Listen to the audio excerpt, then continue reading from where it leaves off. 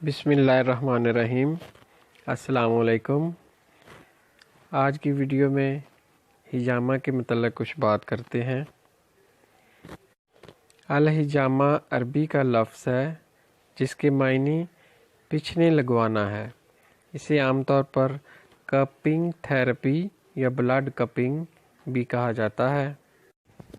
حجامہ کی تاریخ بہت پرانی ہے، تقریباً 5000 سال سے اس کا وجود قائم ہے، یعنی حجامہ کسی نہ کسی شکل میں چل رہا ہے۔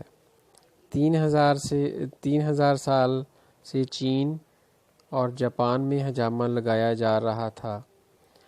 1550 قبل مسیح مغربی یونان میں اس کا وجود تھا۔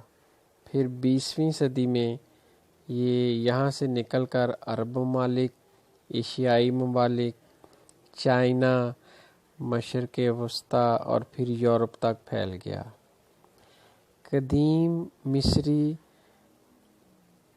قرن یعنی سینگ کے ذریعے سے حجامہ لگاتے تھے، جبکہ اتباع جونکوں کے لیے اس سے علاج میں مصروف تھے۔ یونان اور جرمن اور روم کے لوگ شیشے کے گلاسوں، پیالوں کے ذریعے حجامہ لگاتے تھے۔ آج تک یہ طریقہ علاج اپنا سفر طے کر رہا تھا۔ رسول پاک صلی اللہ علیہ وآلہ وسلم کے عہد مبارک میں یہ طریقہ علاج بھی رائج تھا۔ نبی پاک صلی اللہ علیہ وآلہ وسلم نے اس طریقہ کو پسند فرمایا اور اس کو بام عروج عطا کیا۔ حجامہ کے متعلق نبی پاک صلی اللہ علیہ وآلہ وسلم نے فرمایا، حجامہ بہترین چیز ہے جس کے ساتھ تم علاج کرتے ہو۔ یہ حدیث مسند احمد حدیث نمبر 19 اور 5۔ ایک اور حدیث جو مسند احمد کی ہے، اس میں آپ صلی اللہ علیہ وآلہ وسلم نے فرمایا، اگر کسی چیز میں شفا ہے تو وہ حجامہ لگوانے میں ہے۔ یہ اس کا نمبر ہے جی 343، جلد نمبر 3۔ بخاری شریف کی ایک حدیث ہے، آپ صلی اللہ علیہ وآلہ وسلم نے فرمایا، 3 چیزوں میں شفا ہے۔ نمبر 1 حجامہ لگوانے میں، نمبر 2 شہد پینے میں، اور نمبر 3 آگ سے داغنے میں۔ اور پھر فرمایا کہ میں اپنی امت کو آگ سے داغنے سے منع فرماتا ہوں۔ یہ بخاری شریف کی حدیث ہے اور اس کا نمبر ہے 5681۔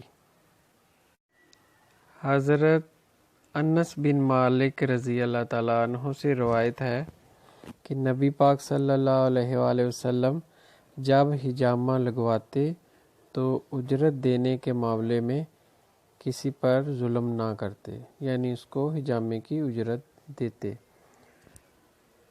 اس سے ثابت ہوتا ہے کہ آپ صلی اللہ علیہ وآلہ وسلم حجامہ کرواتے بھی تھے، یعنی حجامہ کروانا بھی سنت ہے اور حجامے کی اجرت دینا بھی سنت ہے۔ یہ مسلم شریف کی حدیث ہے، حدیث کا نمبر ہے 1577۔ ایک اور حدیث ہے، حضرت ابو ہریرہ رضی اللہ تعالیٰ عنہ سے روایت ہے کہ رسول پاک صلی اللہ علیہ وآلہ وسلم نے فرمایا، جس آدمی نے چاند کی 17، 19 اور 21 کی تاریخوں میں حجامہ لگوایا، اسے ہر مرض سے شفا ہوگی۔ یہ ابو داؤد کی حدیث ہے اور اس کا نمبر ہے 3861، یعنی 3861۔ ان احادیث مبارکہ سے ثابت ہوتا ہے کہ حجامہ آپ صلی اللہ علیہ وآلہ وسلم کا پسندیدہ علاج ہے اور یہ کرنا بھی سنت ہے، اور اس کی اجرت دینا بھی سنت ہے۔ کسی بھی بیماری میں جو علاج رائج ہیں ان میں سب سے جو بہترین علاج ہے وہ حجامہ ہی ہے۔ آپ صلی اللہ علیہ وآلہ وسلم نے فرما دیا کہ جو علاج تم کرتے ہو ان میں سے بہترین علاج حجامہ ہے۔ حجامہ بیماری کی حالت میں بھی کیا جا سکتا ہے اور تندرست بندہ بھی ہجامہ کروا سکتا ہے۔ آپ سنت سمجھ کے سنت ڈیٹس میں جو چاند کی 17، 19 اور 21 میں ہیں اس میں ہجامہ کروائیں۔ ہجامہ سے کیا فائدہ ہوتا ہے؟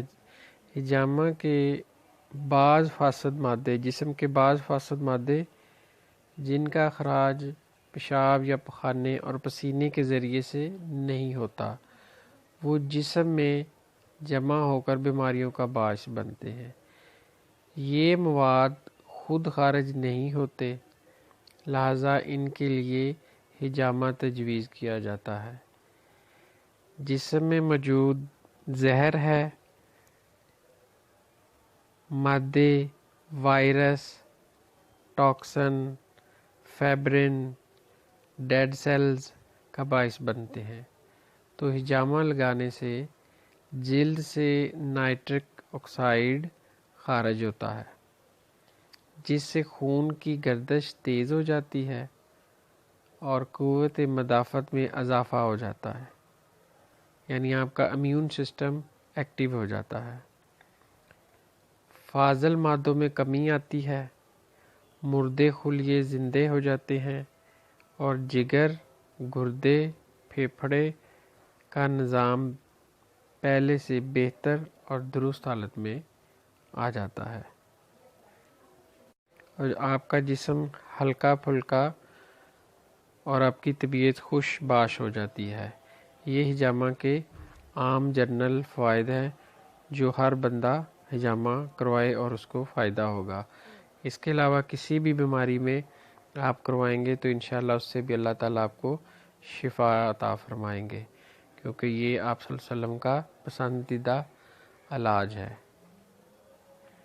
دعاؤں میں یاد رکھیے گا۔ جزاک اللہ۔